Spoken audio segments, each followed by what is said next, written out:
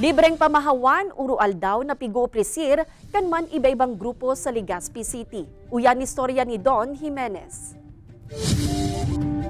Huli sa pagtaas kan presyo kan mga barakalon, dai maninigara na dakula nagsasakit sa buhay ngunya ng mga panahon.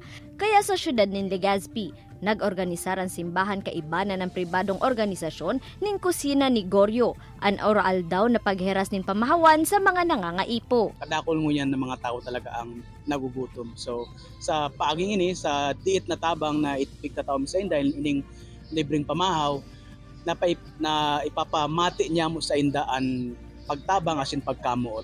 Ang kusina ni Goryo, ibinase sa ngaran kan Cathedral of San Gregorio Magno kung saan pikukondusir ang aktibidad. Kaya ang lugar, matao asin syertong dakol ang nakakapag-aprobitsar kan libreng pamahawan na sa aldaw na ini, nilagan kamote, kinudkud na nyog asin sa labat. Siring na sana ni Marilyn na nakapag-take out pa para sa bados na manugang na nakapila sa City Health Office.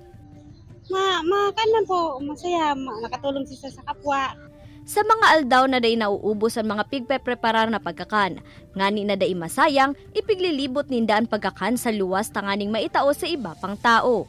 Apera sa pagtabang sa mga nangangaipo, obheto manindang magsirbing magayon ehemplo sa pagsalbar kan kapalibutan. Gusto mo man ipaano sa mga tao ining advocacy na dapat talaga environmentally friendly ang mga pigagamit. Kaya ngunya na aldaw nga ni nagamit kita ki mga dahon kibatag. Dugang pangtabang kang grupo ang Project Makeover, kung saan pwedeng aprobitsaran kan mga tao sa tinampo ang libreng karigo sa Sinbulog.